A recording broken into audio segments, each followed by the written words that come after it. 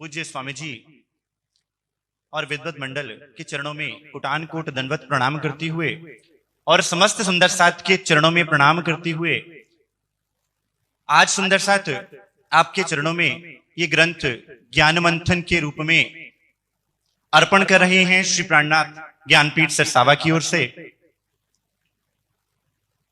मेरा मुझ में कछु नहीं, जो कछु है सो तेरा, तेरा तुझको सौंपते क्या लागे मेरा। सुंदर साथ इस ग्रंथ के पीछे श्रेय है परमहंस महाराज जी सरकार साहब और पूज्य स्वामी जी महाराज।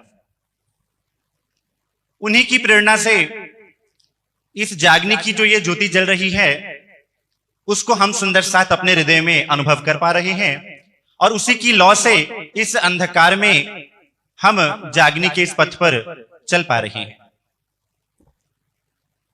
साहित्य की बात है जहां तक सुंदर साथ, साहित्य किसी भी समाज का दर्पण होता है, किसी भी समाज की उन्नति का मापदंड होता है। और श्री प्राणनाथ ज्ञानपीठ सरसावा साहित्य की सेवा में आप सब सुंदर साथ के चरणों में दिन प्रतिदिन नए साहित्य के रूप में, चाहे वो वेद हो, चाहे कतेब हो, चाहे वो संतों की वाणियां हैं, आपकी सेवा में हाजिर है। बहुत समय से कबीर साहिब जो कि 83वां पक्ष कहा जाता है जिनका, उस पर उनके ग्रंथों के प्रमाणों की बात पर खुलकर ग्रंथ की आवश्यकता रही। पूज्य स्वामी जी ने दिल में प्रेरणा डाली कि आप संत मत पर कुछ लिखिए, तो इसलिए मैं स्वामी जी के ही चरणों में अर्पित करता हूं इस ग्रंथ को कि उन्हीं की कृपा से ये हुआ। सुंदर साथ प्राणनाथ जी ने आज से 400 साल पहले वाणी दी हम सुंदर साथ को, और उस समय सुंदर साथ वाणी को सिर पर धारण करके, सनंद वाणी को सिर पर धारण करके, जिनमें ब्रह्म मुनियों में शेख बदल जी भी आते हैं, श्री लालदास जी महाराज भी आते हैं, वो सिर पर धारण करके जामा मस्जिद में जाकर सनंधे गाया करते थे। और श्री जी साहिब की लीला के उपरांत समाज में साहित्य के प्रति रुचि कम हो गई। उस समय ब्रह्म मुनियों ने जो साहित्य लिखा, श्री जी साहिब जी ने जो अपने मुखारविंद से उच्चारण किया और ब्रह्म मुनियों ने लिखा और कई परमहंसों ने जो लिखा, उसको भी सुंदर साथ के चरणों में अर्पित कर दिया और जो आज भी हमारा मार्गदर्शन कर रहा है। लेकिन कहा जाता है कि जब कोई समाज सो जाता है तो बाइबल कहती है कि याद रखना कहीं ऐसा ना हो कि तुम सो जाओ और वो आकर चला जाए। और जो कोई समाज सो जाता है तो चोर चोरी कर लेता है। अब ऐसा ही हुआ कि 400 वर्ष की इस श्रृंखला में परमहंसों के अंदर ये ज्ञान हम सुंदर साथ तक तो पहुंचता रहा, लेकिन साहित्य की कमी के कारण, प्रचार प्रसार की कमी के कारण सुंदर साथ जन जन तक ये बात ना पहुंच पाई। बड़े दुख की बात है सुंदर साथ। आज भगवान श्री रामचंद्र जी को तो सब जानते हैं, भगवान श्री कृष्ण जी को तो सब जानते हैं, लेकिन अगर हम किसी घर में जाकर पूछें कि प्राणनाथ जी महाराज कौन है, तो विरला ही कोई होगा जिसने श्री प्राणनाथ जी के बारे में सुना हो। अब सुंदर साथ सदगुरु ने तो भरपूर दिया, धन की वाणी में भी कोई कमी नहीं है, लेकिन इसका अर्थ है कि जिस प्रकार शेख बदल जी अपने शीश कमल पर वाणी को धारण करके जामा मस्जिद में जाकर सनंदे गाते हैं, कहीं हम भी पीछे तो नहीं रह रहे। अब जब हमने ध्यान नहीं दिया साहित्य पर, तो क्या हुआ कि उसी समय के बीच जब समाज सो रहा था तो कुछ ऐसी बातें ग्रंथों में वर्णन हो गई जो कि ना तो वेद के अनुसार थी ना कतेब के अनुसार थी। जबकि कबीर साहब ने तो क्या कहा, वेद कतेब कहो मत झूठे, झूठा जो ना विचारे। लेकिन उन्हीं के नाम से ग्रंथों में कुछ ऐसी बातें वर्णन कर दी गई जो कि ना तो वेद के अनुसार थी ना ही कतेब के अनुसार थी। तो सुंदर साथ जी इस ज्ञान मंथन ग्रंथ में कबीर साहब की ही वाणी के आधार पर श्रीमुख वाणी के सिद्धांत को प्रतिपादित किया गया है, जिसको कबीर साहब ने 83वें पक्ष अक्षर ब्रह्म की वासना के रूप में इस संसार में वर्णन किया। और क्या कहा, अवधू अक्षर हूं से न्यारा, सो निज पियू हमारा। वो प्रीतम कौन है? मेरा प्रीतम अक्षर से परे है। लेकिन वो प्रीतम की खोज खबर ना होने के कारण कबीर साहब को ही मानने वालों ने या तो कबीर साहब को पूर्ण ब्रह्म कह दिया अथवा वेद कतेब पर भी आक्षेप करना प्रारंभ कर दिया। परंतु कबीर साहब ने तो वेद की भी महिमा गाई और कतेब की भी महिमा गाई है। कबीर साहब तो कहते रहे, हद हद सब कोई गया, बेहद गया न कोई, हद बेहद के बीच में रहा कबीरा सोई। कि मेरा मूल स्थान कौन सा है? बेहद का मूल स्थान है। हद में पीऊ ना पाइए, बेहद में भरपूर। कि मुझे अपने प्रीतम के दर्शन कहां हुए, मेरा मूल स्थान कहां है? बेहद में मेरा मूल स्थान है। लेकिन इन उलट बांसियों को, इन वाणियों को ना समझने के कारण समाज में भ्रांतियां उत्पन्न हो गई और सत्य का निराकरण ना हो पाया। और ज्ञान का सूरज बनकर श्री प्राणनाथ जी चमके, दोपहर का सूरज बनकर श्री प्राणनाथ जी चमके और श्री कुलजम स्वरूप वाणी में चर अक्षर और उत्तम पुरुष का स्पष्टीकरण आया। और वाणी ने कहा, जो कछु कया कतेब ने, सोई कया वेद, ए दो बंदे एक साहिब के, पर लड़त पाए बिना भेद। अब ये सारी लड़ाई झगड़े जो मत पंथों के थे सुंदर साथ, उसको मिटाने के लिए साहिब आए इंजमी, कारज करने तीन, सबका झगड़ा मेट के, या दुनिया या दीन। लेकिन उस वाणी को केवल रुमालों में ढांप के रख लेने मात्र से जन जन तक ये संदेश भी ना फैल पाएगा। उसका सबसे बढ़िया सुंदर साथ ढंग है आज हमारे पास साहित्य और दूसरा मीडिया। आज व्हाट्सएप है, हर सुंदर साथ के फोन में व्हाट्सएप है। सुंदर साथ बजाय इसके कि हम किसी को गुड मॉर्निंग प्रणाम की तौर पे मैसेज भेजें, क्यों ना हम चौपाई के रूप में एक मैसेज बनाकर भेजें जिनमें श्री प्राणनाथ जी की पहचान लिख के भेजी जाए। फेसबुक अपने पास मीडिया है सुंदर साथ, सब चला रहे हैं। फेसबुक पर हम सारी चीजें, हम जो दिनचर्या हमारी है, हम रोजमर्रा में जो करते हैं, हम फेसबुक पर लिखते हैं। तो क्यों ना हम फेसबुक पर वाणी की छोटी छोटी क्लिप्स, चर्चा की छोटी छोटी क्लिप्स डालें। और सबसे बढ़िया सुंदर साथ मीडिया यूट्यूब, और जो रील्स हम बनाते हैं, संसार 2-2, 3-3 मिनट की रील्स बनाकर ही अपनी बात को पूरे विश्व में पहुंचा रहा है। और यह हमारे लिए प्रेरणा है, ताकि वो जो ज्ञान हम सुंदर साथ के पास खजाने के रूप में उतरा हुआ है, वो जन जन तक पहुंच पाए। अब रही बात सुंदर साथ ज्ञान मंथन की, तो कबीर साहब की कुछ ऐसे ग्रंथ मिले जिनमें वेद की, कतेब के विषय में कुछ ऐसी बातें, अक्षरातीत के विषय में कुछ ऐसी बातें थी जिनको अगर हम श्रीमुख वाणी से जोड़कर देखते तो उनको गहराई से जाना नहीं जा सकता था। केवल श्रीमुख वाणी की नजर में ही उनका निराकरण हो सकता था। तो इस ग्रंथ में 11 प्रश्नों के रूप में और विभिन्न ग्रंथों के प्रमाण देकर कबीर साहिब एवं विभिन्न संतों की वाणियों को आधार लेकर श्रीमुख वाणी को सर्वोपरि मानकर एक पूर्ण ब्रह्म अक्षरातीत को जाहिर करने का प्रयास किया गया है।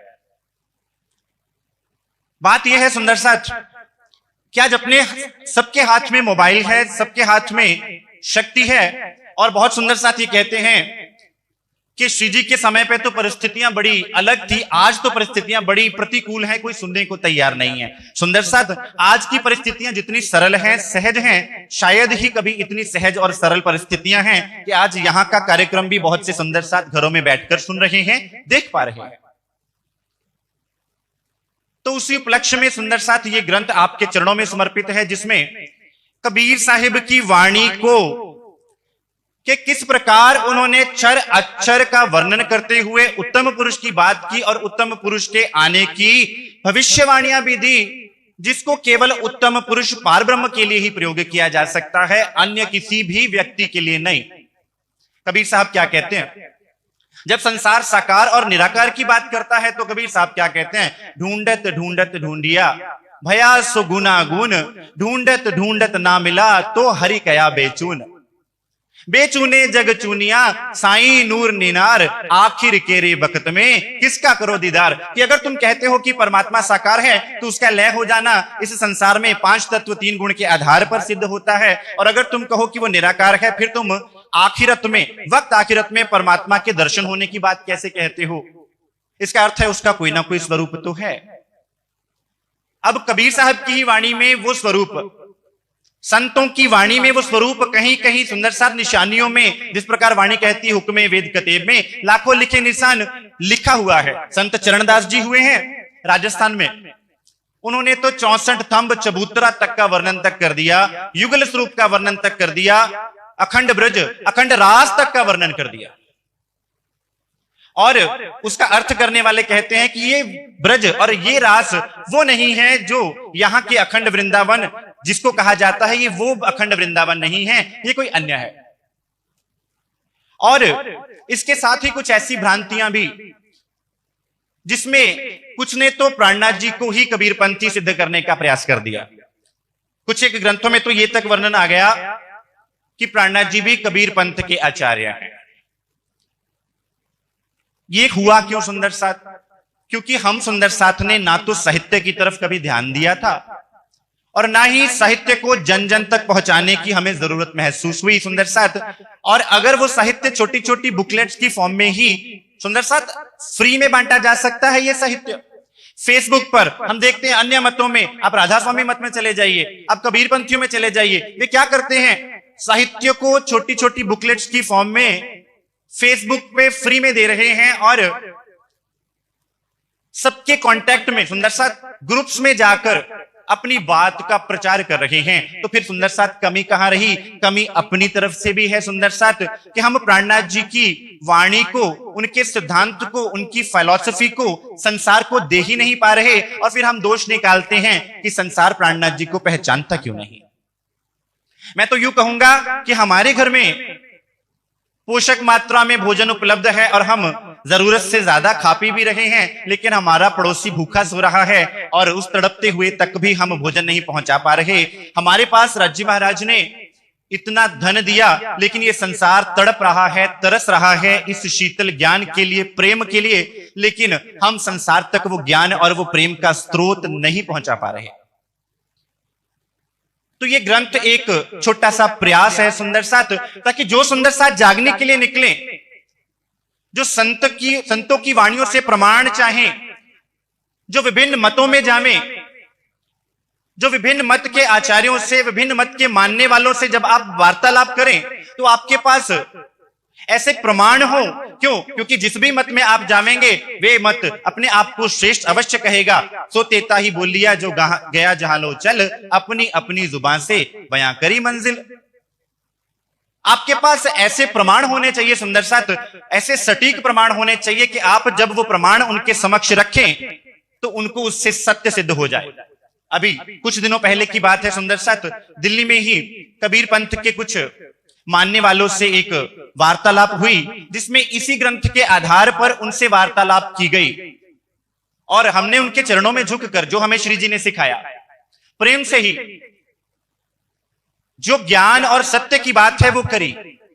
और सुंदर साथ सत्य सूर्य की तरह प्रकाशित होता है, जिसको कोई भी झुठला नहीं सकता। और वे भी ये कहकर गए कि आप जो कह रहे हैं वो बिल्कुल सत्य है, और शायद कुछ ही दिनों में उनसे दोबारा भी वार्तालाप होगा।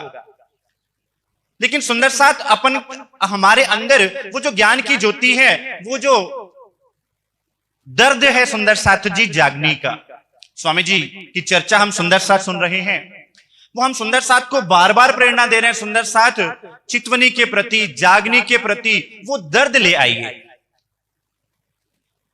वो चितवनी के प्रति हमारे अंदर वो भाव आ जाएगा, जागनी के प्रति भाव आ जाएगा। मैं देखता हूं, अगर मैं कैलाश बहन जी को देखता हूं तो मेरा सिर श्रद्धा से झुक जाता है। मैं ऐसे सुंदर साथ को देखता हूं तो मेरा नमन करने का हृदय उनके चरणों में झुक जाता है कि वो किस प्रकार जागनी के लिए आगे बढ़ रहे हैं। और सुंदर साथ जागनी भी नए ढंग से। और ये जो मेडिकल कैंप भी है सुंदर साथ, ये है जन जन तक अपने ही श्री प्राणनाथ जी का नाम पहुंचाने का। सुख शीतल करूं संसार, जो सिद्धांत उन्होंने हमें बख्शा है, उसके द्वारा श्री प्राणनाथ जी की फिलॉसफी को पहुंचाने का एक ढंग, ताकि सत्य, जो सारा संसार आज सत्य को ढूंढना चाहता है, वो सत्य उनके सामने खोला जा सके। एक ग्रंथ है सुंदर साथ, जन्म साखी श्री गुरु गोबिंद सिंह जी भविष्यत वाणियां। उस ग्रंथ में वर्णन आता है, भाई अजीता भाई रंधावा, दो सिख हैं, गुरु साहब से वार्तालाप चल रही है। गुरु साहब कहते हैं, भाई अजीता भाई रंधावा, जदो गुरु इस धरती तो चल जासी, जब गुरु इस धरती से अलोप हो जाएंगे तब धुंधुकार फैल जासी, तब एक भगत पैदा हो जासी, तब एक भक्त पैदा होगा, सो नीले वस्त्र पहनसी, शब्द पोथियां उचारसी। तो कहते हैं गुरुजी कुछ इस पे प्रकाश डालिए। तो क्या कहते हैं, ने कलंक होए उतरसी, महाबली अवतार संत रक्षा जुग जुग करसी, दुष्टा करसी ख्वार नवा धर्म चलावसी, जग में होवनहार नानक कलयुग तारसी, कीर्तन नाम आधार। और क्या कहा, आवण अठतरे जान सतन में, जैसी मैं आवे खसम की वाणी, तैसा मैं करूं बयान वे लालो। कि जैसे मुझे पारब्रह्म की वाणी आदेश हो रहा है, मैं वैसा ही बयान कर रहा हूं।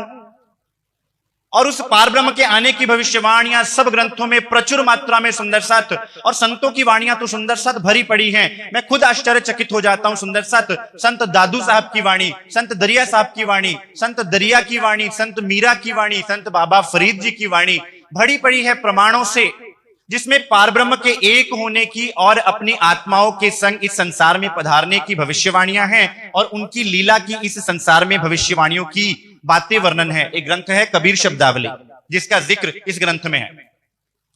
उसमें तो सुंदर साथ श्री प्राणनाथ जी का नाम तक दिया गया है।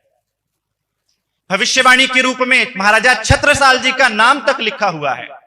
अब वो ग्रंथ प्रणामी समाज का नहीं है, वो ग्रंथ अपन निजानंद समाज का नहीं है सुंदर साथ, वो ग्रंथ है कबीरपंथी समाज का। लेकिन अगर हम सुंदर साथ साहित्य के प्रति जागरूक हों, स्वाध्याय के प्रति जागरूक हों, और सुंदर साथ एक दूसरे से जब हम बात करें, आज आप ब्रह्म कुमारीज में चले जाइए, उनका वेश, उनकी बोलचाल, उनकी बातों में आपको उनका सिद्धांत नजर आवेगा। और हम प्राणनाथ जी की बात करने से कतराते हैं। हमारे कार्यस्थल हो में, हमारे मित्रगण हो में, हमारे रिश्ते नाते हो में, हम उनको भी प्राणनाथ जी की पहचान नहीं दे पाए कि प्राणनाथ जी हैं कौन।